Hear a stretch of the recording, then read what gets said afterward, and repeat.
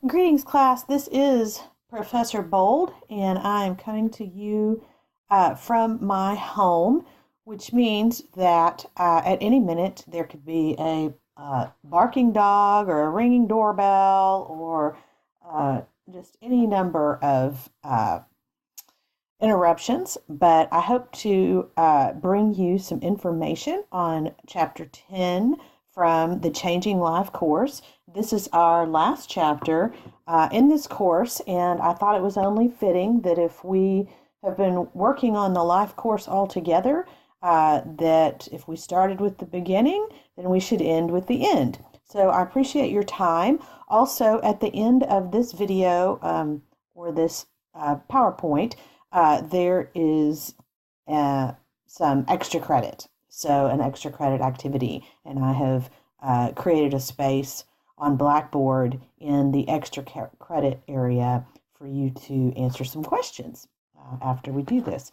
But it's very important that we talk about very late adulthood and what that means for us as humans first, because we are human first, but also as social workers. So I'm here in the PowerPoint area, and I'm going to do the slideshow with you.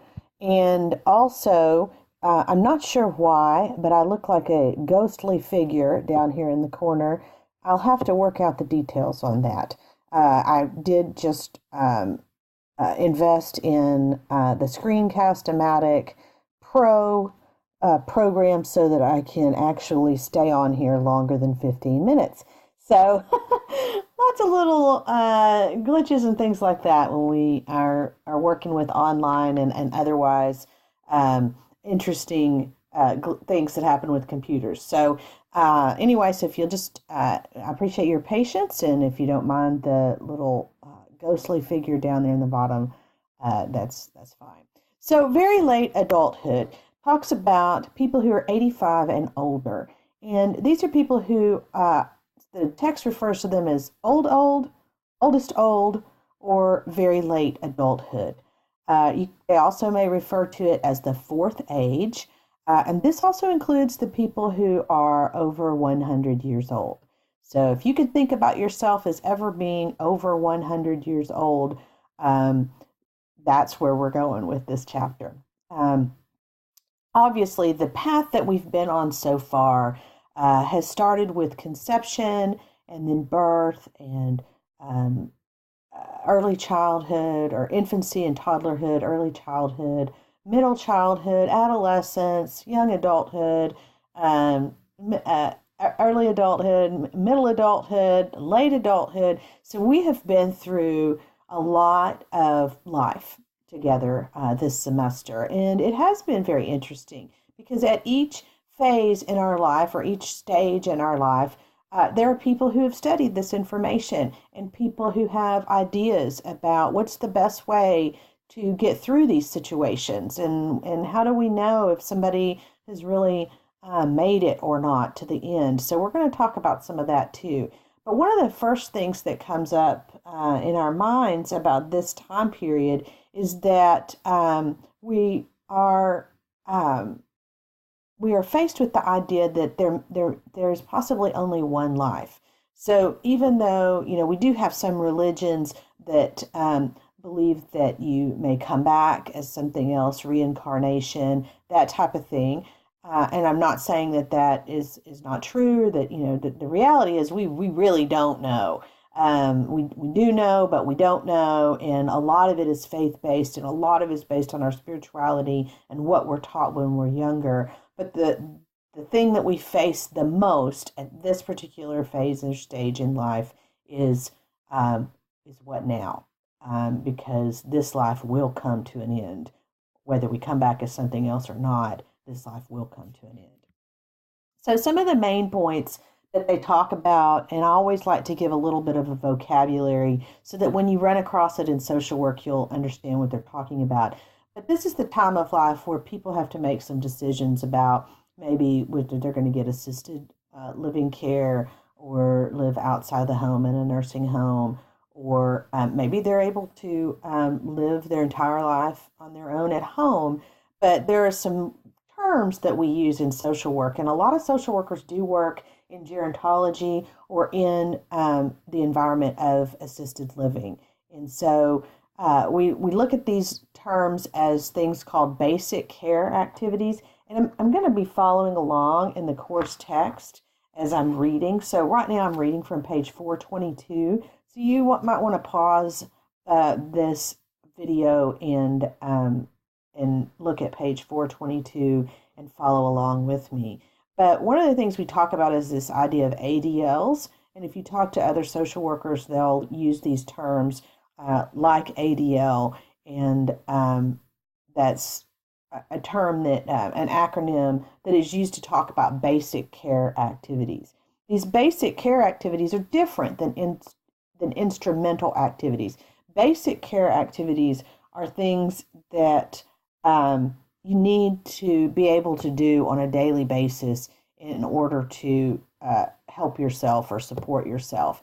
And obviously these limitations increase over age. So the older we get, the harder it is to do some of these things like bathing, dressing, walking a short distance, going from on different types of furniture, a bed to a chair, different kinds of chairs, and eating.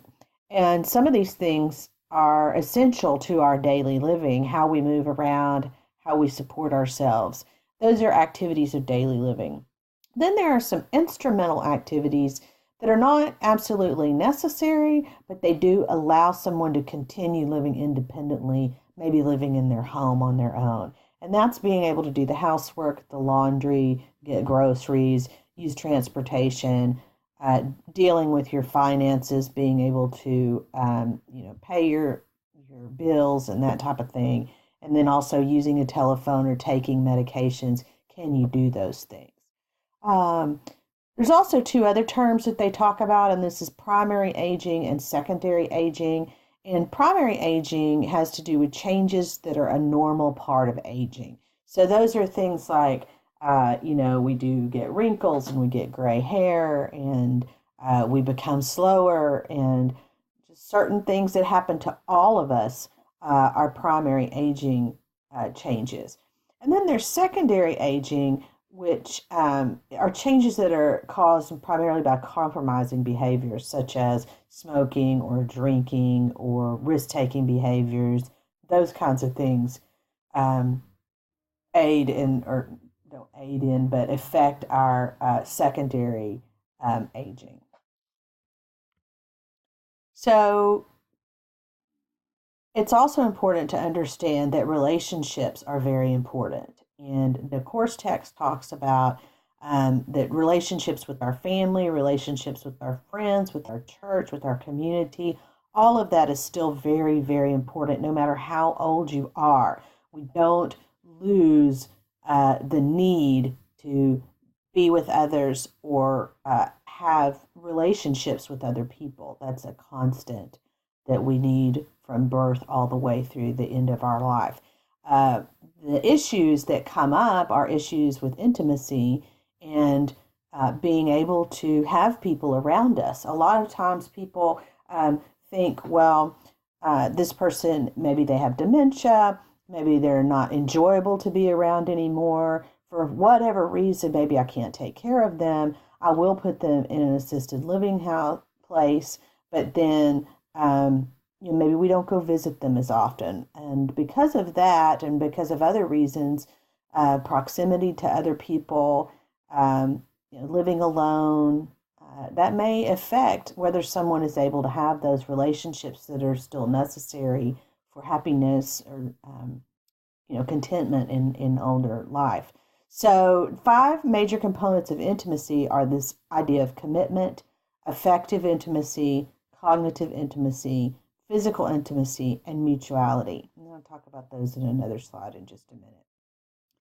But it's important to understand that being close to other people is important to our cognitive functioning, our affective functioning, and our physical intimacy.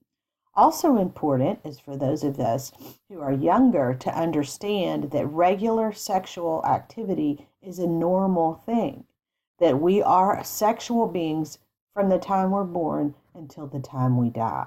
And so, because of that, these relationships for physical intimacy are still important. They don't go away. They change because there are barriers in our way. Maybe we're not around people. Maybe we don't have transportation. We don't have resources to take someone out on a date or whatever.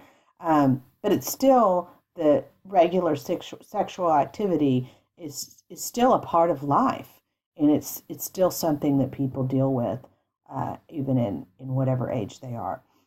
Family relationships and community relationships change, but they're also still important. So regarding this idea of intimacy, it's important to understand what these words mean. So commitment is feelings of cohesion and connection with other people.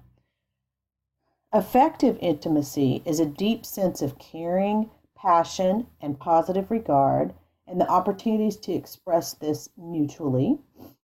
Cognitive intimacy is being able to think about and be aware of other people that we share values with or have common goals with. Physical intimacy is sharing physical encounters that can range from all the way from just being around people, like proximity, to a sexual relationship. So there's kind of a scale of, one it is just being close to people, and the other is the far other end of actually having a deep physical relationship with someone. And then we have the idea of mutuality, which is a process of exchange or interdependence where we're actually relating to people, we're exchanging ideas, exchanging resources, we depend on one another, and that type of thing. Some of the major issues to consider when thinking about people who are 85 and up is what are their medical needs, what are their housing needs, and do they have access to resources such as food and water and the basic necessities of life. So I want to talk about how do you know when the end of life is coming? How do we tell when the end of life is coming? And there's some ways that have been discovered through research and watching and through areas like hospice care, where they can tell when someone is getting closer to the end of life. And that may take, a number of days, it may take a number of years, but this is how you know, and this is on page 435. So I know it kind of seems like I skipped ahead there. So I do want you to still please read the text, because there's a lot of detail in this text, which is fantastic. I don't know if you've realized that over the semester, but there's some really good detail here. But I want to go to, part of the end of life is that there's a process in death. And interestingly enough, if you talk to anyone who's in hospice, you'll know that the process is very similar for all of us, that we do have a very similar process to each other when we die. It's not that, one person, and maybe you're ill or have a long-term illness or something like that, or cancer or anything like that. Obviously, the process is going to look a little bit different, but the actual end-of-life signs and symptoms are the same for all of us. This is a lowered temperature and slowed circulation. Maybe we need deeper, longer periods of sleep. Maybe our vision and our hearing continues to decline. We may have increased secretions in our mouth and have some congestion. So you can hear people just kind of being sick or feeling sick or looking sick. People may become incontinent, where they're not able to control their bowel movements. They become restless and confused. They have a reduced need for eating, drinking, and actual difficulty swallowing. My grandmother passed away a couple years ago from with Alzheimer's, and I remember her not being able to swallow. That was one of the signs there at the end, that she just couldn't swallow, and then increased levels of pain. We know that actual death has happened when breathing stops, the heart stops beating, you lose bowel control, bladder control. The person is no longer responsive to verbal commands when you shake them, or there's just no way to break them out of where they're at. The eyelids, when they actually die, might be slightly open. And they don't mention this, but after a while, the body actually becomes very, very cold and stiff after death. But if you're ever watching someone who may pass away in front of you, which I personally have not had that experience, but I know people who have, you'll see many of these things occur. Their mouth falls open slightly as the jaw relaxes. So what happens after death? So we have the signs and symptoms that happen before death, and then we die. But there are people left behind, right? There are people who are still here who have a process that they have to go through. And what's so interesting about this is worldwide, there's a loss, grief, bereavement process. It may be different for religions, different for different cultures, but all over the world, there's a common human experience of loss, grief, and bereavement. We don't necessarily know of any culture where people die and nobody says anything or does anything or feels anything. There's always a response. And again, it can be different culturally, but this is a common human experience, that we feel the loss of the severing attachment of the loved one. We feel bereavement, which is the state of having suffered the loss.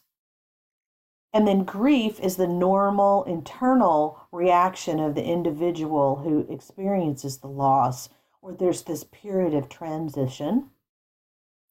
And I'm glad that they show us some of these words and what these terms mean. There's mourning, external expression of grief, where we actually show what we do in response to this grief. And some people, there's a place around the world where people wail, maybe there's the Wailing Wall, where people just mourn the loss very outwardly and loudly. And then it's important to understand that different religions have a variety of ways. And I've said that many times, so we're going to talk about spirituality and religion in just a minute. But on page 439, I want to point out that there are models of grief here. And so if you turn to page 439, you will see Exhibit 10.5, and there are actually 4 models mentioned there. One is Eric Lindman, one is Elizabeth Kubler-Ross, the other one is John Bowlby, and the other one is Therese Rando.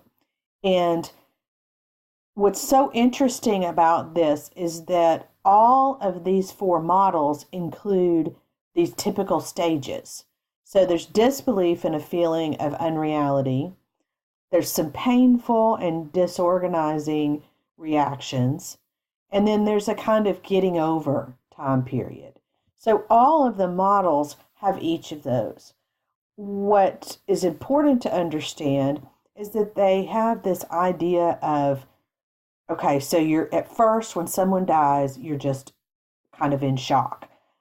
Shock, disbelief, as Lindman says, or denial and isolation, or numbness, avoidance. But there's that thing that happens right in the beginning when you first have lost someone. And then right after that, there's this idea of, maybe anger or some small ways of mourning. Acute mourning is what Lindman described it as early on. But there's also these other thoughts that go on, like disorganization or despair or depression, or you get very, very sad and very, very down having lost that person. And then Lindman and the others, they talk about this third area of resolution or acceptance or accommodation, or you finally just decide that this is just the way it's going to be. This person is gone. I've got to accept it and move on. So I think it's very interesting to understand what these areas and models of loss are. And reading in the course text will help you really understand it more in detail. I would suggest, if you're interested in that area, or if you've recently experienced this, or any time, that you would look to the detail in the course text. So one of the questions we ask, at least in our country, is how do you know if you've aged well? How will you know? As we get older, our spirituality becomes increasingly important as we begin to deal with our mortality. So as we begin to start thinking about, the fact that we will die, that all of us die, just like all of us come into this world, all of us die.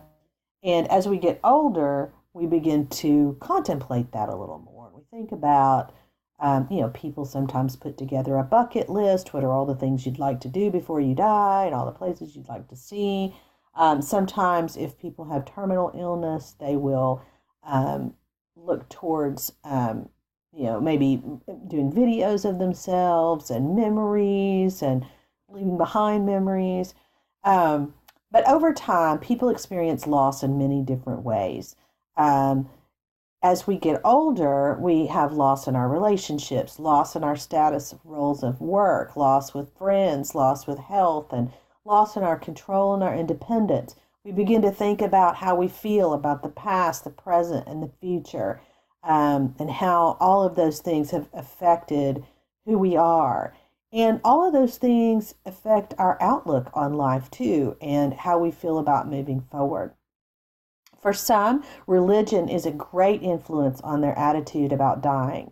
For others, they deal with spirituality in different ways. It may not be based on a religion. It may be based on, their own beliefs or some other outside source. But typically, we all have an idea of what we think is going to happen when we die. And people talk about a life well lived or looking back on how it all went. So there's some various views on religion, various religious views on death, and so I'm going to go through each one of these. I don't mean to make more of any of one than the other. And I see now that my PowerPoint is a little bit cut off on the bottom, so I'll have to read that to you. But I'll start with Christianity for no other reason, but just start with that one. And then Hindu, Islam. Now, these are just snippets of ideas of what people believe around the world. There are other religions. There are other beliefs.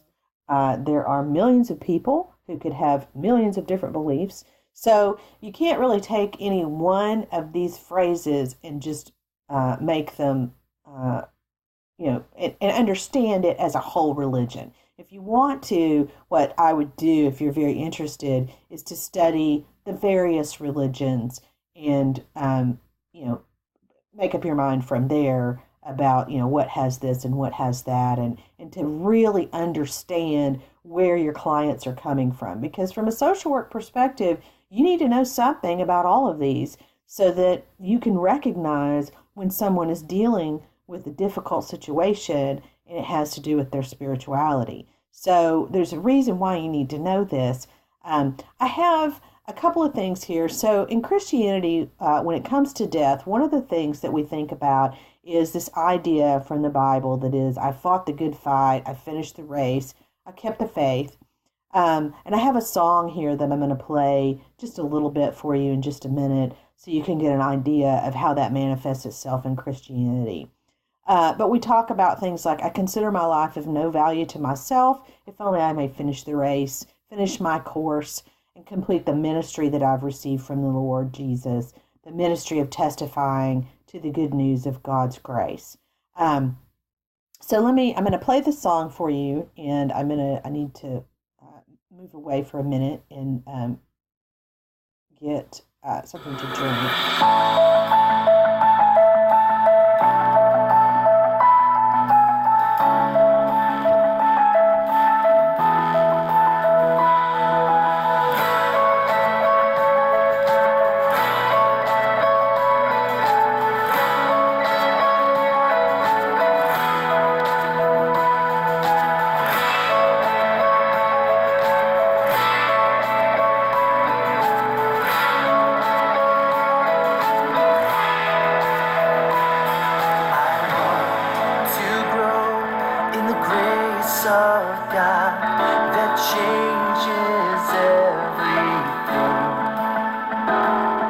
And so become so used by God, He'll change the world through me.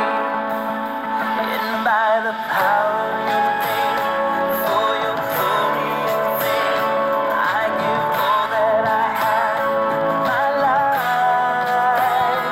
For the sake of the cross, Lord, I count it as loss, so that your name will be glorified.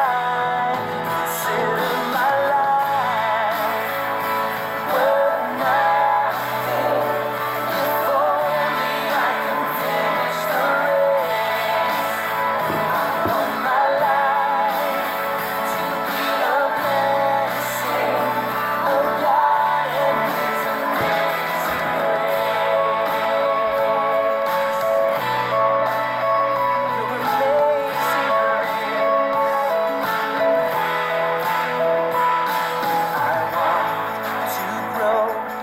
amazing God that changes everything,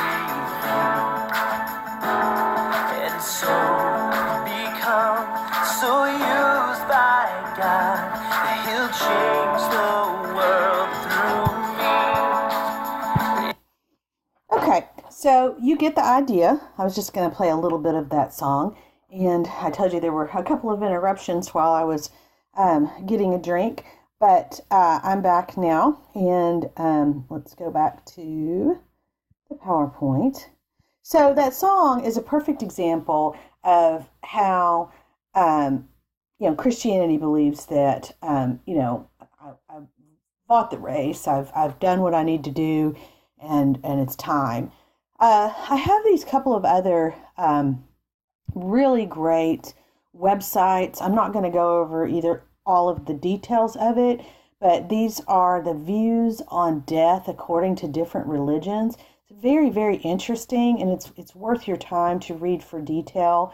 But it talks about what Christians believe, and then what Muslims or people of the Islamic faith, so, for example, for them, death is merely a movement from one world to another. It can be described as a journey through a separate dimension of existence. The Prophet Muhammad taught that three things can continue to help a person even after death. And I apologize. I know that a lot of times they don't refer to the Prophet as Muhammad because there are some religious beliefs that you don't speak the name. And so I apologize for that. But the Prophet taught that the three things continue to help a person even after death: charity, which he had given, knowledge, which he had taught, and prayers on their behalf by a righteous child.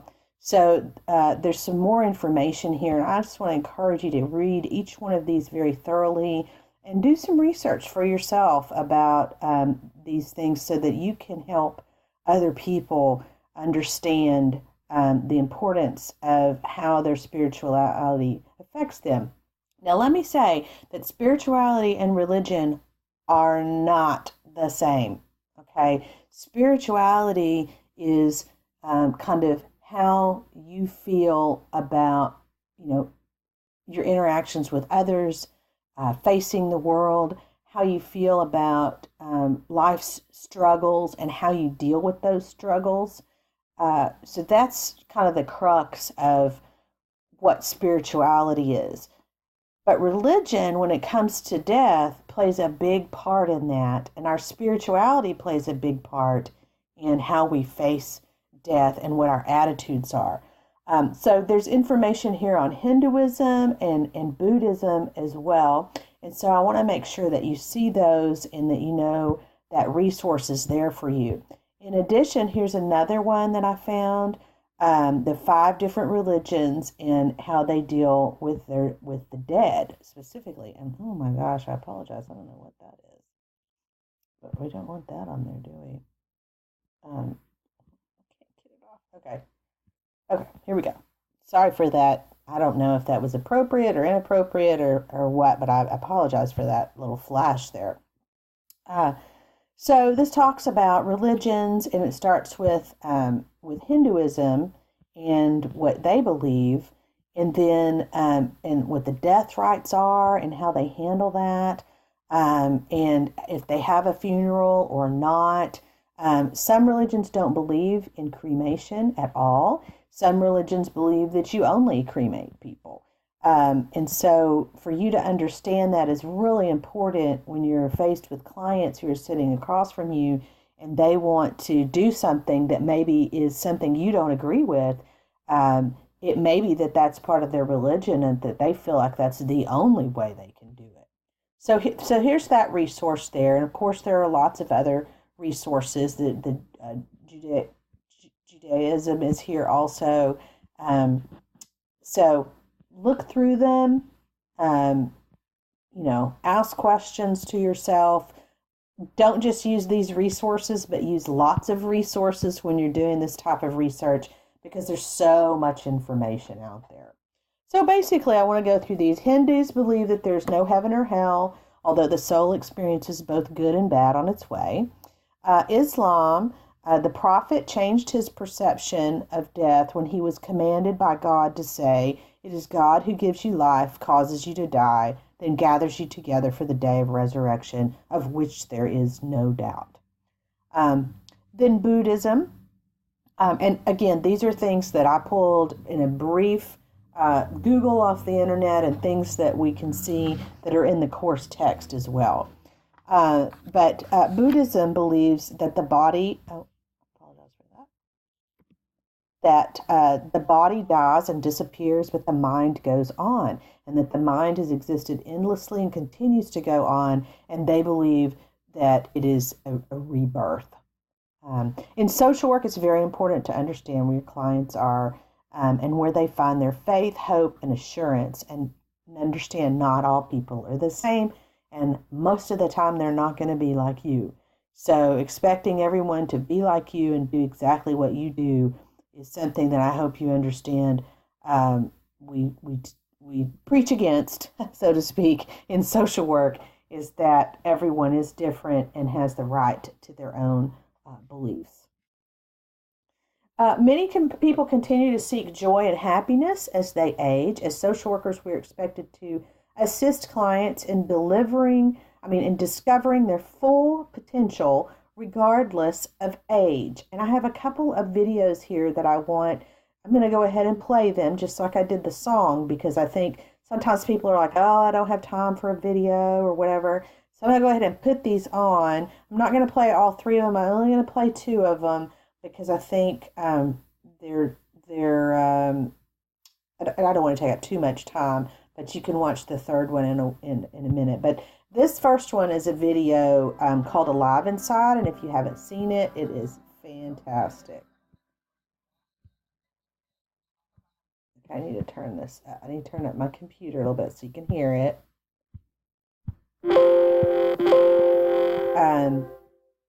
This video is about using music to help people discover themselves. Hi, Papa. Huh? How you doing? All right, I'm fine. Wait. Who am I?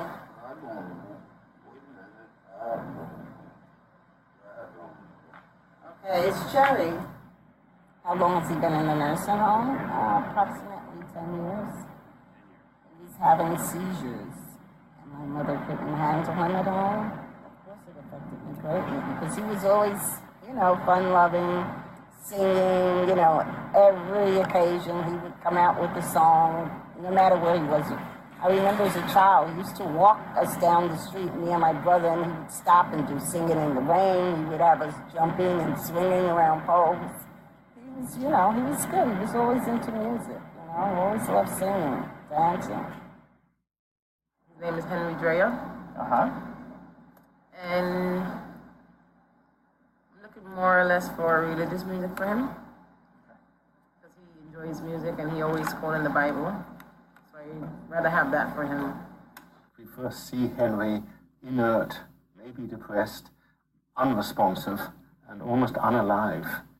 Henry. Yeah. Henry. Yes, Joe. I found your music. You want your music now? Mm-hmm. Okay, let's try your music, okay? And then you Tell me if it's too loud or not. Then he is given an iPod containing, we know, his favorite music.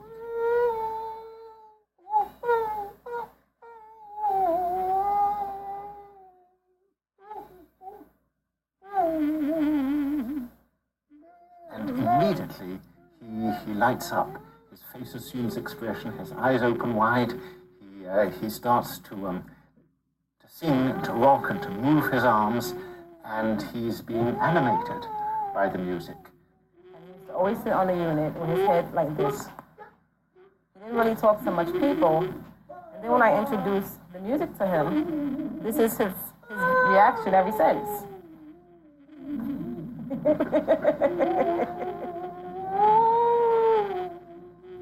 The philosopher Kant once called music the quickening art, and Henry is being quickened. He's being brought to life. Yeah. I'm going to take the music for 1 second, okay? Just to ask you a few questions.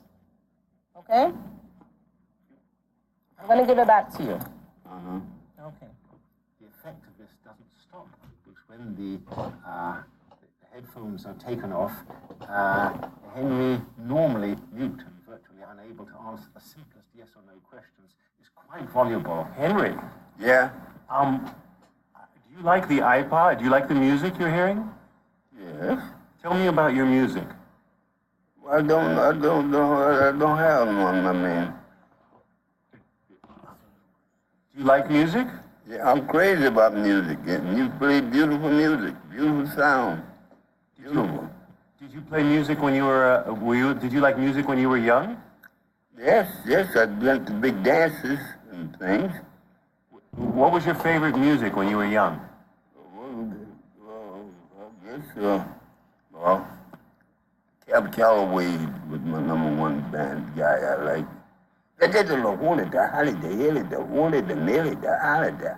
What's your favorite Cab Calloway song? Oh, I'll be home there for Christmas. You can come plan on me with plenty of snow, mistletoe, present, red brand new tree. Ow! So, in some sense, Henry is restored to himself. He has remembered who he is, and he's reacquired his identity for a while through the power of music. What does music do to you? Give me the feeling of love. No matter. Figure right now the world needs to come into music, singing. You got beautiful music here. Beautiful, oh, lovely. And I feel the band of love, dream. Lord came to me, made me holy. I'm a holy man. So he gave me this sound. I'll just say, I meet you. Let me see. Rosalie, won't you love me? Rosalie, won't you be sweet and kind? With this beautiful new technology, you can have all the music which is significant for you in something as big as a matchbox or whatever. And I think this may be very, very important in helping to animate, organize, and bring a sense of identity back to people who are out of it. Otherwise, music will bring them back into it, into their own personhood, their own memories, their own autobiographies.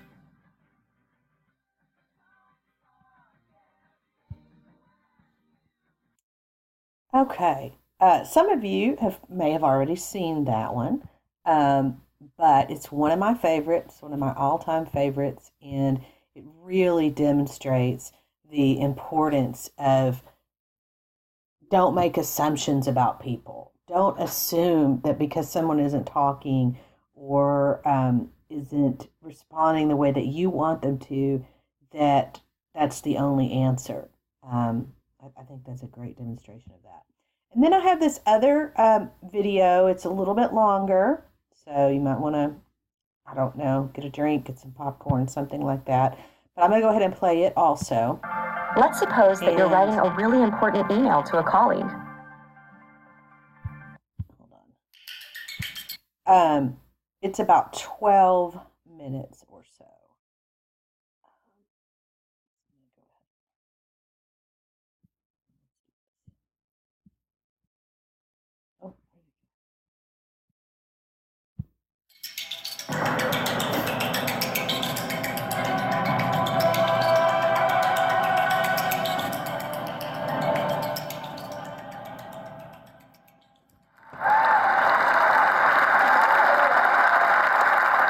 So, hello everyone. I'm Sam, and I just turned 17. A few years ago, before my freshman year in high school, I wanted to play snare drum in the Foxborough High School marching band. However, and it was a dream that I just had to accomplish, but each snare drum and harness weighed about 40 pounds each. And I have a disease called progeria, so just to give you an idea, I weigh about only 50 pounds. So logistically, I really couldn't carry a regular-sized snare drum. And because of this, the band director assigned me to play pit percussion during the halftime show. Now, pit percussion was fun. It involved some really cool auxiliary percussion instruments like the bongos, timpani, and timbales and cowbell. So it was fun. But it involved no marching, and I was just so devastated. However, nothing was going to stop me from playing snare drum with the marching band in the halftime show. So my family and I worked with an engineer to design a snare drum harness that would be lighter and easier for me to carry. And so after continuous work, we made a snare drum apparatus that weighs only about 6 pounds. I'm just going to give you some more information about progeria. It affects only about 350 kids today worldwide, so it's pretty rare. And effects of progeria include tight skin, lack of weight gain, stunted growth, and heart disease. Last year, my mom and her team of scientists published the first successful progeria treatment study. And because of this, I was interviewed on NPR. And John Hamilton asked me the question, what is the most important thing that people should know about you? And my answer was simply that I have a very happy life. Thanks. So even though there are many obstacles in my life, with a lot of them being created by progeria, I don't want people to feel bad for me. I don't think about these obstacles all the time, and I'm able to overcome most of them anyway. So I'm here today to share with you my philosophy for a happy life. So for me, there are 3 aspects to this philosophy. So this is a quote from the famous Ferris Bueller. The first aspect to my philosophy is that I'm okay with what I ultimately can't do because there's so much that I can do. Now, people sometimes ask me questions like, isn't it hard living with progeria? Or what daily challenges or progeria do you face? And I'd like to say that even though I have progeria, most of my time is spent thinking about things that have nothing to do with progeria at all. Now, this doesn't mean that I ignore the negative aspects of these obstacles. When I can't do something like run a long distance or go on an intense roller coaster, I know what I'm missing out on. But instead, I choose to focus on the activities that I can do through things that I'm passionate about, like scouting or music or comic books or any of my favorite Boston sports teams. Yeah. So, however, sometimes I need to find a different way to do something by making adjustments. And I want to put those things in the can-do category, kind of like you saw with the drum earlier. So here's a clip with me playing Spider-Man with the Foxborough High School marching band at halftime a couple of years ago.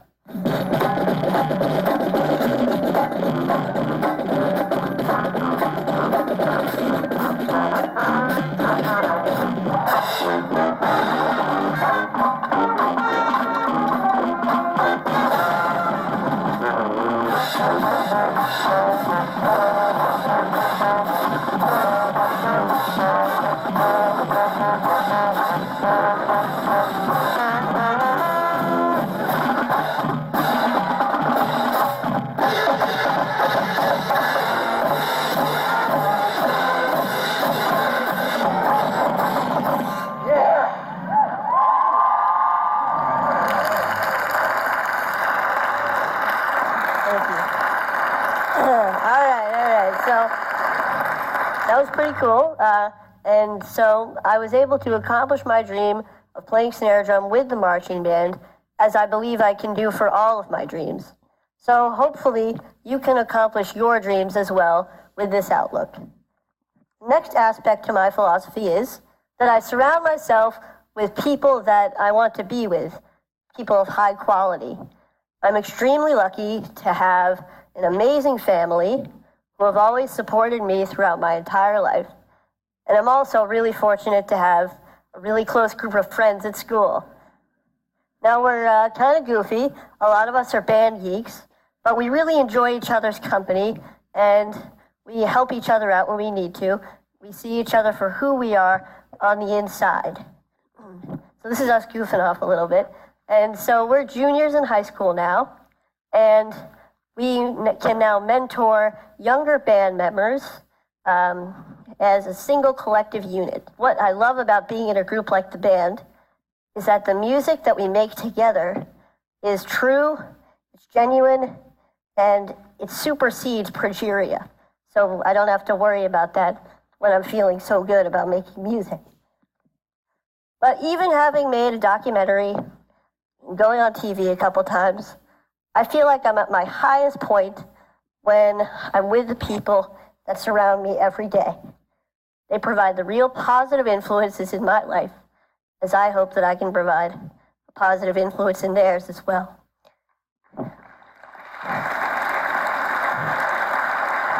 Thank you. So the bottom line here is that I hope that you appreciate and love your family, love your friends, for you guys, love your bros, and acknowledge your mentors and your community, because they are very real aspects of everyday life that can make a truly significant positive impact. So, the third aspect to the philosophy is keep moving forward. Here's a quote by a man you may know named Walt Disney, and it's one of my favorite quotes.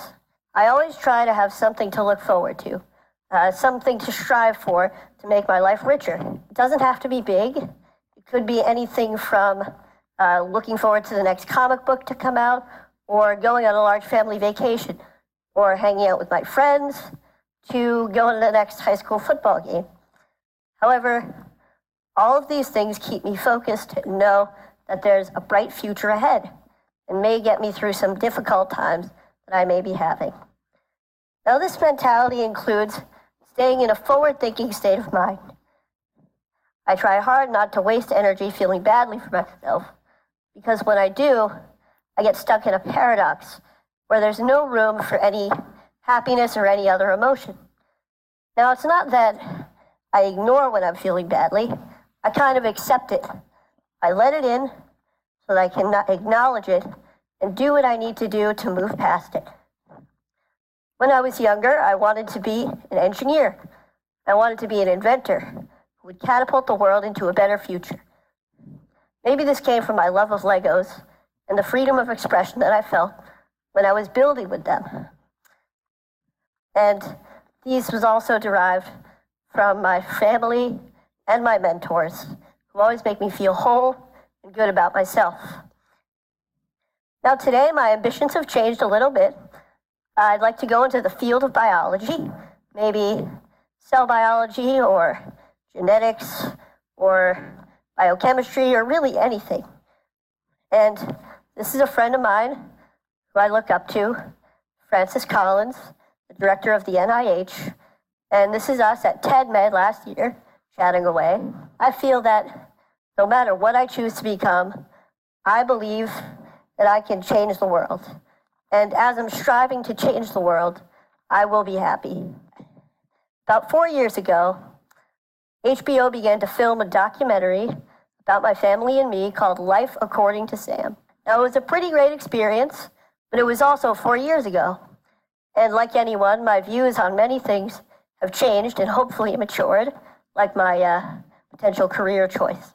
However, some things have stayed the same throughout that time, like my mentality and philosophy towards life. So I would like to show you a clip of my younger self from the film that I feel embodies that philosophy. I know more about it genetically. so it's less of an embodiment now. It used to be like this thing that prevents me from doing all this stuff that causes other kids to die, that causes everybody to be stressed, and now it's, a protein that is abnormal that weakens the structure of cells. And it takes a burden off of me because now I don't have to think about progeria as an entity. Okay, pretty good, huh? Yeah. Thank you. So, as you can see, I've been thinking this way for many years, but I'd never really had to apply all of these aspects of my philosophy to the test at one time until last January. I was pretty sick. I had a chest cold and I was in the hospital for a few days. I was secluded from all of the aspects of my life that I felt made me, me. That kind of gave me my identity. But knowing that I was going to get better and looking forward to a time that I would feel good again helped me to keep moving forward. And sometimes I had to be brave. And it wasn't always easy. Sometimes I faltered, I had bad days, but I realized that being brave isn't supposed to be easy. And for me, I feel it's the key way to keep moving forward. So, all in all, I don't waste energy feeling bad for myself. I surround myself with people that I want to be with, and I keep moving forward. So with this philosophy, I hope that all of you, regardless of your obstacles, can have a very happy life as well. Oh, wait, hang on a sec. One more piece of advice. Never miss a party if you can help it. My school's homecoming dance is tomorrow night, and I will be there. Thank you very much.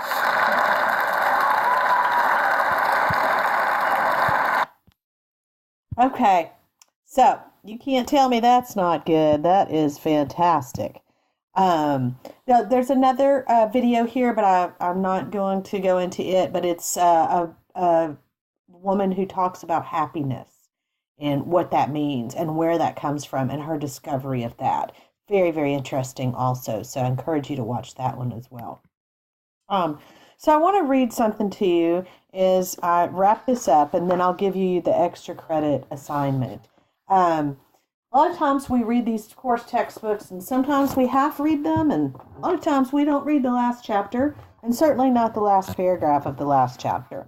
But I'm going to read this to you because I think it's very, very telling of how this course has been. I have had a wonderful time in this course. I designed this course, and I love all of the aspects about life and people, and so I want to read this to you. This is from page 442. The Life Course Completed. In this book, we have explored the seasons of the life course. These seasons have been and will be altered by changing demographics.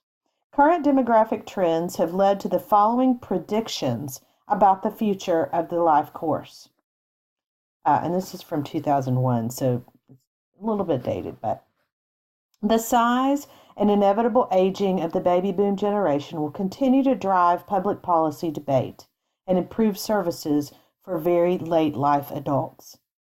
Women will continue to live longer than men. Educational attainment levels of the very late life adult will increase. Well, I'm not going to read all of the full sentences because it gets kind of long, but sixth-generation families will be common, although the generations will live in geographically dispersed settings, making care for very late life adults difficult. Fewer family caregivers will be available for very late life adults because the baby boomers and their children tended to marry later and have fewer children. Assessment and management of healthcare as well as healthcare education will increasingly be available via telephone, the internet, television, and other electronics. As a society, we have a challenge ahead of us to see that newborns begin the life course on a positive foot, and that everyone reaches the end of life with the opportunity to see his or her life course as a meaningful whole. As social workers, we have a responsibility to take a look at our social institutions and evaluate how well they guarantee the opportunity for each individual to meet basic needs during each season of life, as well as whether they guarantee the opportunity for interdependence and connectedness appropriate to the season of life. We close this section with a quote by Socrates about how we would do well to learn from our elders. I enjoy talking with very old people. They have gone before us on a road by which we, too, may have to travel. And I think we do well to learn from them what it is like. I want to encourage you as you move forward in your career in social work to talk to all of the people around you as if their information is priceless, because it is. I'm going to give you now the extra credit, and I'd like for you to post these answers in Blackboard, the extra credit section. So when you go to course materials, there's an extra credit section, and I'd like for you to post your answers to these questions there. So picture your life at 85, and in 7 to 10 sentences, explain what you believe your life will be like, where you will live, who you will be with, what you will do with your free time, what you will be like cognitively, emotionally, physically. Then number 2, discuss how you believe spirituality does or does not affect how you approach your later years. I'm not going to count off for opinions. This is for you to discuss you. Number 3, what might you do today for yourself or others around you that will enhance your later years so that you may say you aged well? And number 4, name 3 things you would like people to remember about you after you are deceased. Again, I want to thank you for a fantastic semester. We've had a good time, and I hope that I will see you in future courses, and I hope that you've enjoyed this class. Thank you again for sticking it out with this particular PowerPoint and for doing the extra credit activity.